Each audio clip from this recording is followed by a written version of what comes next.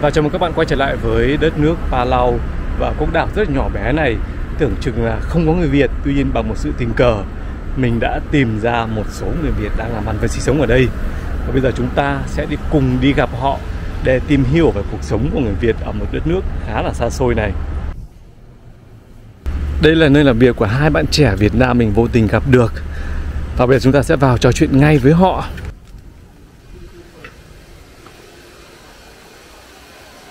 Vậy nay mình đang ngồi với một bạn người Việt đang làm ăn và sinh sống ở Palau.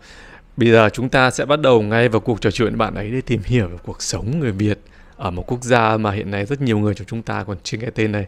Chào bạn, bạn có thể giới thiệu một chút về mình và tiết lộ cho khán giả biết là về cái duyên gì đã đưa bạn tới Palau. Em chào anh Lại Cái Chân và khán giả. Em tên là Lực, em ở Sóc Sơn, Nội Bài, Sóc Sơn, Hà Nội. Thật ra em đến Palau được khoảng hơn 1 năm rồi. Thật ra khi đến Palau thì em cũng tìm hiểu thôi chứ cũng không có quen biết ai cả. Chẳng qua là em thích đi làm việc cuộc sống ở nước ngoài. Đi Palau thì kiểu đảo nó dễ sống này. Nó dễ sống mà nó công việc nó cũng dễ dàng, xin việc nó cũng không bị gò bó thời gian, nó thoải mái. Với lại em cũng có cái nghề nên là em cũng đến đầu tiên đến du lịch, xong thì chơi khoảng tầm độ 2 tuần, thấy mình có khả năng làm được khách hàng đây, có khả năng ok thì bắt đầu mình tìm hiểu, mình tìm hiểu công việc rồi mình xin việc rồi đến bây giờ. Thì theo em biết thì ở Palau này có bao nhiêu người Việt tất cả? Và em có quen tất cả mọi người ở đây không?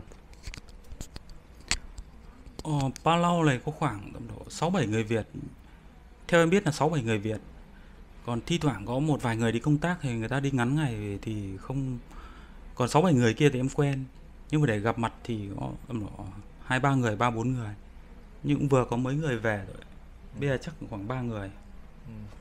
Em với lại bé này, với lại một bé nữa. Thế trước khi đến Palau em đã từng nghe tới tên quốc gia này chưa? Và bạn bè và người thân gia đình em phản ứng thế nào khi biết rằng là em sang Palau làm việc? Thật ra là bạn bè em thì không biết, gia đình em thì cũng không biết cái đất nước Palau này. Chỉ có em biết này, em tìm hiểu xong em bảo em đi đâu thì nói chung là em, cái cuộc sống của em mà, em đi đâu thì em quyết định rồi, chứ không có tìm hiểu kỹ lắm đâu. Bởi vì mình cũng đàn ông mà, thanh niên là mình thích là mình đi thôi. Thế cái lý do gì mà em quyết định tới Palau làm việc và lao động chứ không phải tới một quốc gia nào đó tiên tiến hiện đại mà nhiều người Việt tới? Mà tại sao em chọn một quốc đảo có thể nói là cũng khá là xa xôi và hẻo lánh này? Thật ra em thích ở đây là bởi vì ở bên này nó không phát triển như các nước lớn, nhưng mà nó thoải mái, nó xô bồ, nó không xô bồ, nó đơn giản. Cuộc sống đây thì cái nghề của em thì nó cũng tốt, nó cũng tiện, nó cũng dễ làm, nó không phải cạnh tranh nhiều quá, khách nó phải theo mình cho nên là mình cứ làm thôi. Nó không phải kiểu như cạnh tranh với lại quán này quán kia, nó không phải đau đầu, không phải suy nghĩ, không phải marketing nhiều quá. Làm ở đây cũng dễ mà, vài làm tầm độ 1-2 tháng mà khách nó, đây là cái đảo quốc nhỏ cho nên là ví dụ mình làm tốt hay làm như nào đấy thì 1-2 tháng là khách nó biết hết mà, cho nên là ở đây nó dễ sống, dễ làm lắm. Xung quanh đảo này nó thế, nó không có nhiều người, nó có hơn chục nghìn người thôi. Thế công việc chính của em hiện nay là em đang làm gì, và công việc hiện nay em có hài lòng với công việc của mình không, và thái độ của người dân với người nước ngoài nói chung và với người Việt nói riêng như thế nào? Thật ra công việc của em hiện tại thì là em ok, cũng hài lòng, cũng không có vấn đề gì khó khăn cả ở trong công việc của em. Còn khách hàng người bản địa ở đây cũng có nhiều người nước ngoài, người Phi, người Bangladesh, người người bản địa, nhưng mà người bản địa người ta không thích lắm mấy người ở Trung Quốc. Philippines thì cũng được, nhưng mà Trung Quốc thì người ta không thích lắm. Nó nói người Việt Nam thì người ta quý, bởi vì ở đây ấy, ở đây là người ta kiểu cái văn hóa là văn hóa của Mỹ, người ta đi sang Mỹ nhiều ấy, cho nên là người ta cái ẩm thực của Việt Nam mà đồ ăn đồ uống các kiểu thì nó ờ, bên đấy nó có nhiều đồ ăn Việt Nam, xong người ta cũng ăn đồ ăn Việt Nam rồi. Xong người bản địa người ta đến đây, người ta gặp người Việt Nam, người ta cứ ồ đấy. Người ta xem là ở cứ hỏi đây có đồ ăn Việt Nam không, mới lại thích đồ ăn Việt Nam, mới thích người Việt Nam. Vì người Việt Nam ở đây, chắc là ít người nhưng người ta cũng quý, người ta cũng nói đến Việt Nam là người ta nghĩ ở bên Mỹ ấy, là móng tay móng chân các kiểu, cho nên là cũng nhiều khách hàng tới đây vì bọn em là người Việt Nam đấy. Có là người dân ở đây họ có một cái tình cảm đặc biệt với người Việt Nam chúng ta. Đúng, đó một điều rất là hãnh diện đúng không? Người Việt mình sống ở nước ngoài mà được người bản địa người ta tôn trọng và người ta quý là một điều đáng tốt, rất là đáng trân trọng, đáng quý. Thế em có thể tiết lộ cho khán giả biết về cái cuộc sống hiện nay ở đất nước Palau như thế nào? Tại vì anh với cách du lịch sang đây ngắn ngày chẳng hạn thì anh thấy là mọi thứ ở đây rất là đắt đỏ, thứ nhất này. Thứ hai là cái cơ sở hạ tầng ở đây so với các nước khác thì cũng được. Nhưng mà em với tư cách là người đã sống ở đây lâu thì có thể tiết lộ cho khán giả biết về cuộc sống ở quốc đảo Palau này như thế nào? Cuộc sống ở đây thì là tất cả nói chung là phải đến 90% là nhập khẩu anh ạ. Cho nên là nó đắt đỏ. Bởi vì như cái ở bên Mỹ nó đã đắt rồi, nó khoảng tầm độ bình thường giá cái sinh hoạt bên Mỹ nó đã đắt rồi, nhưng mà khi mà từ Mỹ nhập về đây hoặc là từ Đài Loan nhập về đây, tất cả các thứ nó bị độn lên anh. Nó cũng không nhiều nhưng mà thường là nó cũng đắt. So với cái thu nhập người dân ở đây thì nói chung là khoảng tầm 800 đến 1.000 đô. Cái mức trung bình nó khoảng độ hơn chục nghìn đô một năm của một người bình thường. Còn những người ví dụ có tay nghề thì lương nó lại cao hơn, tùy cái công sức người ta bỏ ra. Còn những người mà ở bên này đa số những người Philippines, tay chân các kiểu, người ta lao động tay chân ấy. Người Bangladesh lao động tay chân thì lương nó mức trung bình là 800 đến 1.000 đô. Như vậy ở đây là có rất nhiều người nước ngoài sang đây làm ăn và sinh sống đúng không? Người Việt, người Bangladesh, người Đài Loan, người Trung Quốc và nhiều quốc gia khác nữa. Thế thì với tư cách là một người làm việc ở đây thì em thấy là Palau liệu có là một cái nơi làm việc, là một cái thị trường lý tưởng cho lao động Việt Nam sang làm việc không? Em thấy ở đây liệu có thể là người Việt có cơ hội nào sang đây làm không? Em nghĩ cái đất nước này nó là tương lai đấy. Nó là tương lai của người Việt lao động, người Việt Nam mà muốn sang đây. Nó cũng là tương lai cực kỳ dễ, bởi vì cái đất nước Palau này nó không cần xin visa trước, nó chỉ là cấp visa ở tại hải quan, tại sân bay Palau này, cho nên là cũng rất dễ đi, cũng bay có 2 chặng thôi, cũng rất dễ đi mà nó cũng không tốn nhiều chi phí, nó cũng không phải qua môi giới gì các kiểu. Em nghĩ khoảng, bởi vì cuối năm nay chính phủ nó ký một cái để tăng lương cái mức lương tối thiểu ấy. Hiện tại bây giờ là 3,5, bây giờ nó lên đến 4,5 một giờ. Cho nên là em nghĩ là tương lai khoảng độ đôi 3 năm nữa thì nếu mà như hiện tại là tại nhiều người Việt Nam ấy, người ta không biết đến cái đất nước Palau này, cho nên là cũng không có nhiều người Việt. Đó, bọn em cứ tìm hiểu, em thích đi đảo, em tìm hiểu ấy, thì em đi. Nhưng không có nhiều người Việt biết đến. Có nghĩa là Palau là một cái thị trường lý tưởng cho các lao động Việt Nam đúng không? Các bạn khán giả của kênh Lạnh Ngay Chân, các bạn hãy chú ý tới cái chi tiết này. Nếu mà bạn nào mà có nhã ý, mà có nguyện vọng ra nước ngoài làm việc chẳng hạn ấy, thì các bạn hãy để ý đến một cái tên, đó là Palau. Palau ở đây như bạn Lực vừa tâm sự ấy, thì là một cái thị trường rất là lý tưởng và có rất nhiều tiềm năng cho những người muốn sang làm việc, tại vì có rất nhiều cái thuận lợi đúng không? Thứ nhất là thuận lợi đầu tiên là không cần visa, sang thoải mái rồi. Bây giờ chúng ta sẽ trò chuyện tiếp với bạn Lực để tìm hiểu về cái tiềm năng này cho những người ở Việt Nam mà muốn sang đây lao động. Thì em sống ở đây lâu thì em có thể cho khán giả biết là ví dụ ở đây Palau này họ đang cần nhân lực ở những ngành nào? Ở đây dân Palau thì người ta làm văn phòng nhiều, Còn những cái chủ kinh doanh ấy, để mà cần nhân lực thì là chủ người Đài Loan, người Nhật Bản, người Mỹ, Hàn Quốc một số. Nhưng mà người ta cần xây dựng này anh, nhà hàng, khách sạn, nhất là mấy người Đài Loan, rồi ấy, người ta biết người Việt mình nhanh nhẹn đấy, cho nên là người Việt mình yếu một tiếng thôi, nhưng mà người ta biết người Việt này, người ta muốn tuyển người Việt ấy, người Việt nhanh nhẹn và thông minh ấy, làm việc nó nhanh và nó sạch sẽ các kiểu, người ta cho nên người ta chuộng cái lao động người Việt. Yếu một chút là tiếng thôi. Nhưng mà nói chung là em nghĩ cũng không phải vấn đề lắm. Thật ra sang đây cũng không biết tiếng, nhưng mà sang đây nói chuyện với khách hàng rồi các thứ thì vài tháng là biết thôi mà. Tập tuệ nào ok anh ạ, không sao đúng không? không sao. Như vậy có nghĩa là lao động Việt Nam rất là ưa chuộng này, rất là thích, tức là các cái công ty, các cái chủ họ rất thích lao động của Việt Nam. Và như Lực vừa tâm sự thì là một số ngành rất đang cần nhân lực sang đây để làm việc. Em có thể tiết lộ lao động có tay nghề anh ạ. Lao động có tay nghề. Nói chung là những cái quốc đảo nhỏ nhỏ như này, lao động có tay nghề thì là cần hơn.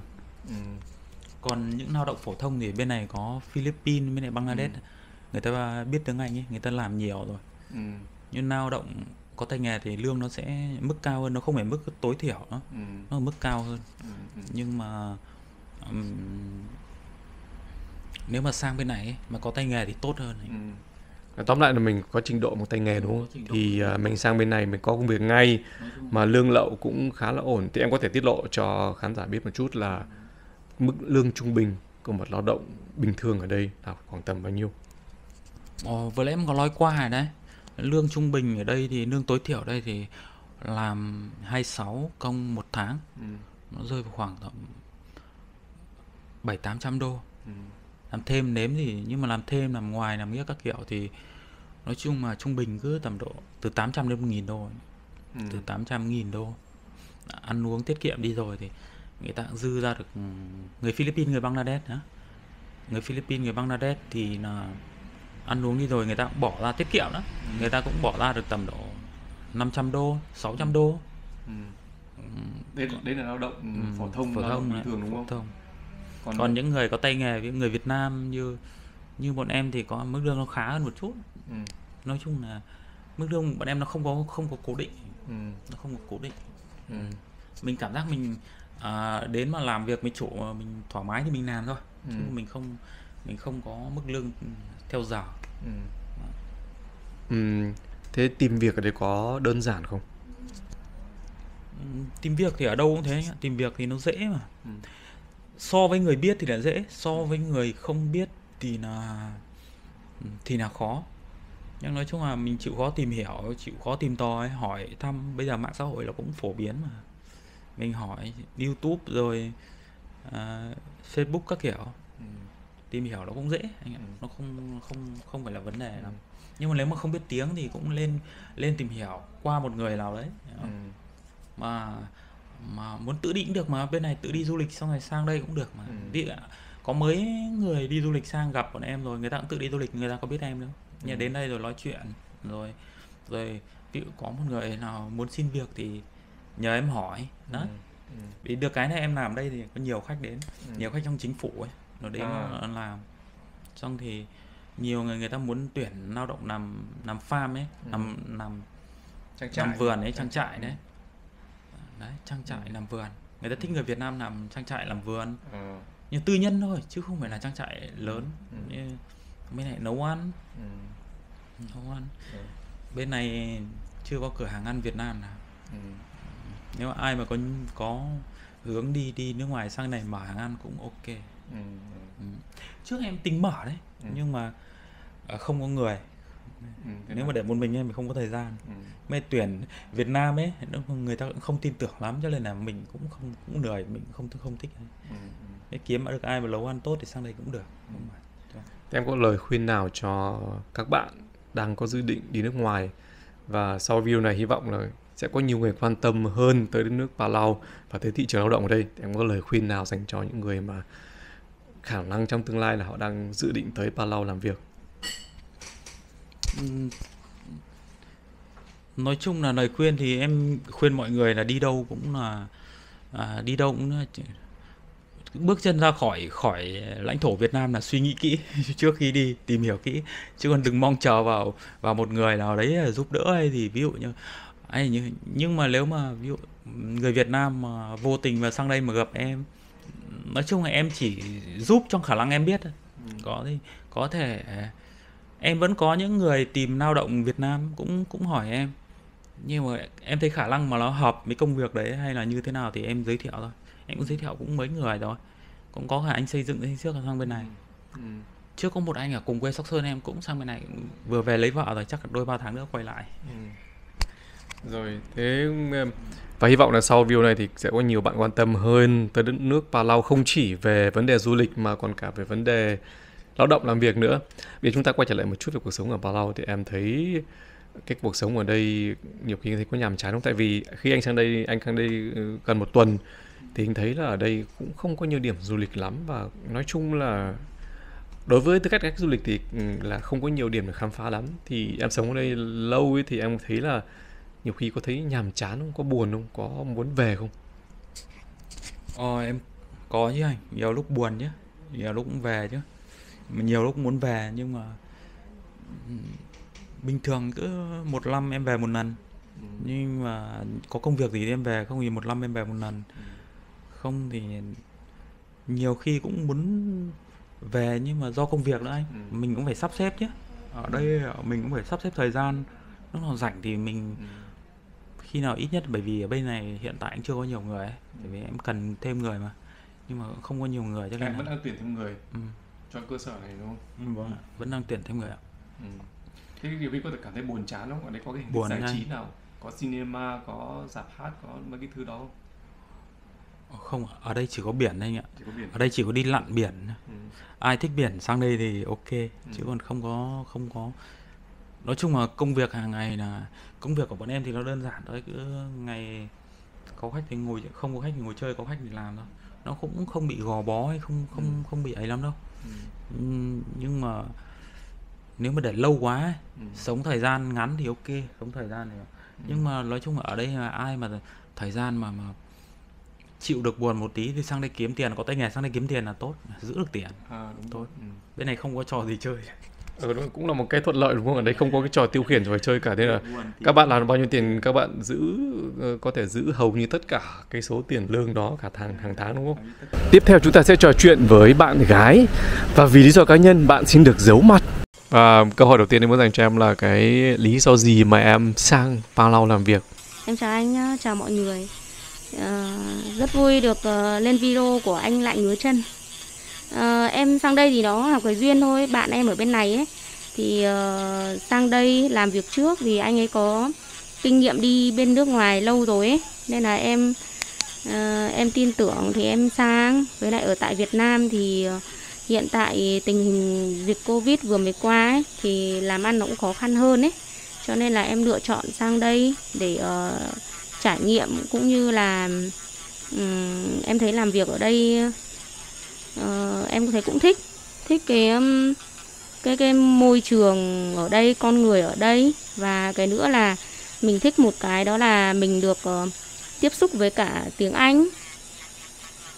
Và công việc ấy thì em thấy rằng là mình rất may mắn khi mà mình có một cái nghề ở trong tay.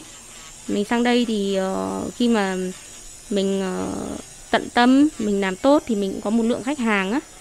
Nên là em thấy ở đây em thích, và cái căn bản là mình có công việc cho nên mình không nhớ nhà. Nhưng mà thực ra thì em là cái người mà lần đầu tiên em đi xa ấy, cho nên là em cũng thấy có buồn một chút, có thấy nhớ nhà.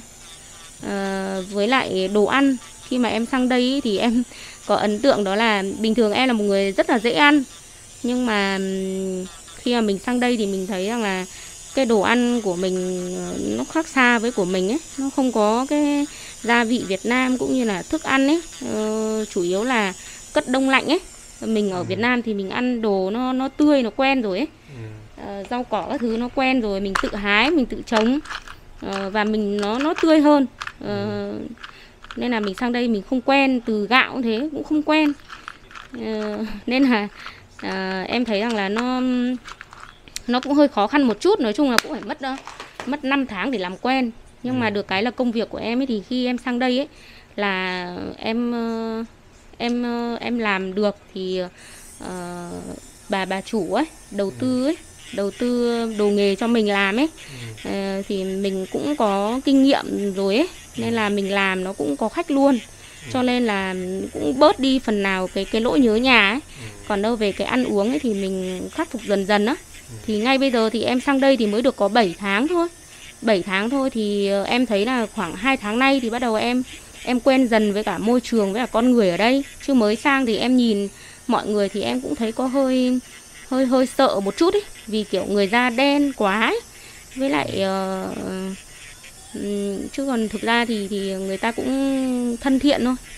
Và mình làm tốt ấy thì người ta cũng quý mình. Với lại theo cái văn hóa sống ở đây ấy, thì mình làm tốt thì họ cũng có tip cho mình.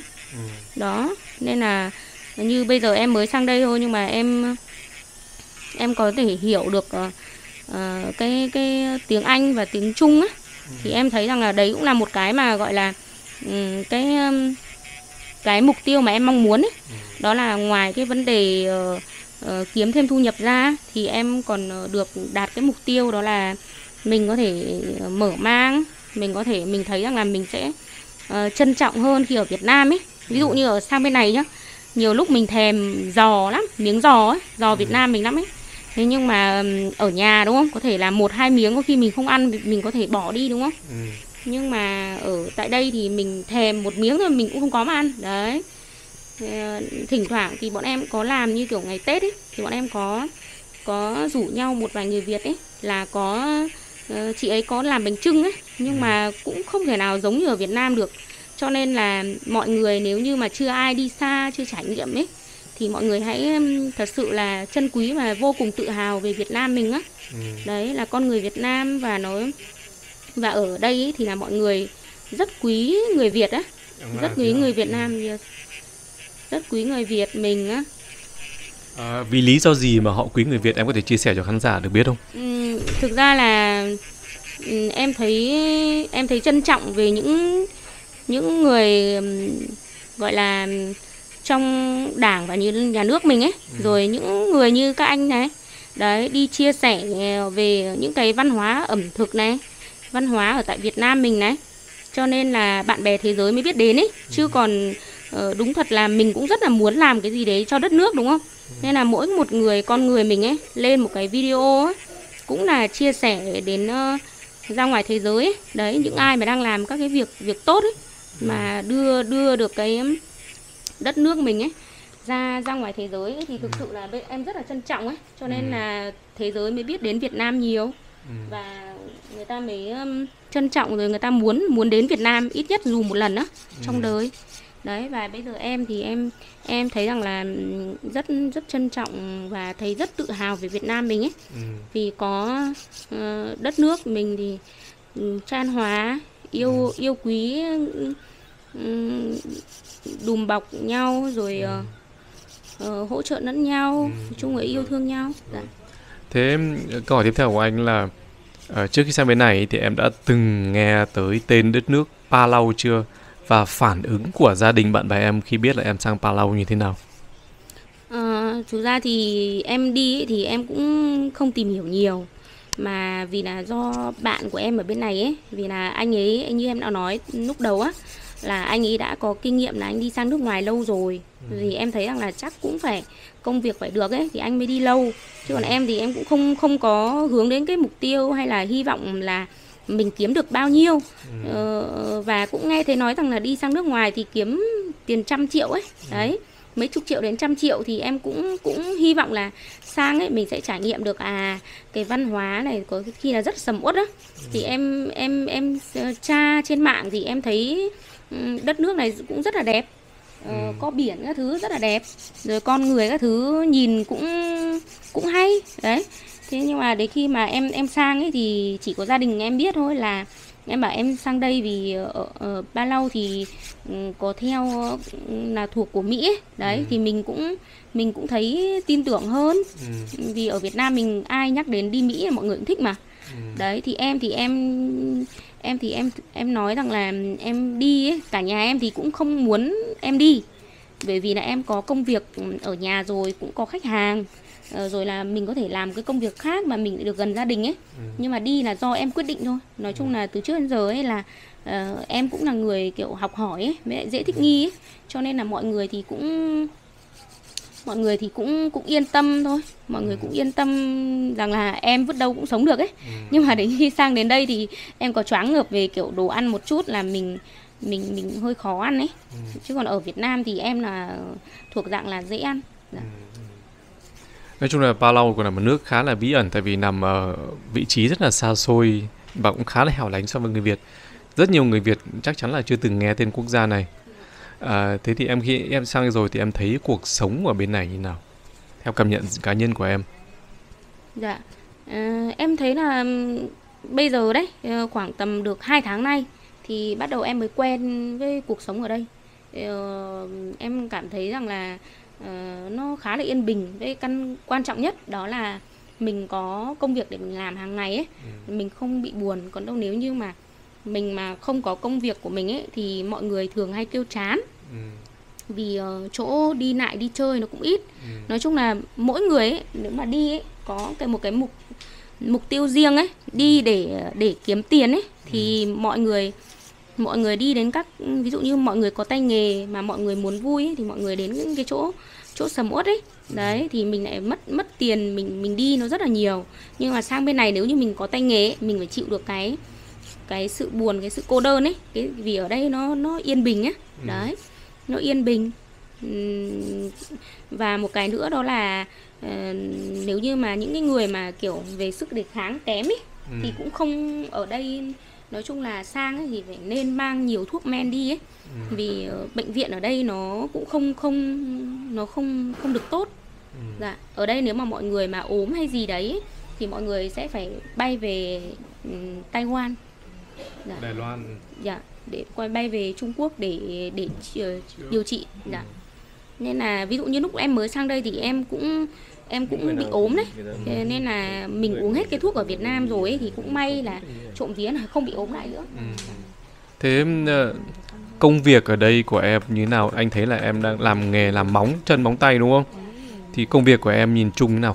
Khách hàng là người bản địa hay người nước ngoài, hay em có thể tâm sự cho khán giả một chút về tình hình công việc hiện nay em đang làm ở Palau được không? Dạ. Công việc ở đây thì được cái là em làm ở tại Việt Nam rồi ấy, cho nên là mình cũng không bị bỡ ngỡ nhiều ạ. Nói chung là mình có một cái là đầu tiên thì sang thì mình cũng phải học hỏi ở đây để xem, mình lắng nghe khách hàng xem là khách hàng thích màu sắc gì, thích làm như thế nào, thích cắt ngắn hay là để dài, hay là thích màu sắc màu sáng nhiều hay là giống ở Việt Nam. Đấy ạ. Rồi là nối mi nữa thì thường là khách hàng sẽ ở đây thích nối dài hay nối ngắn, hay nối nhiều hay là nối ít á. Đấy.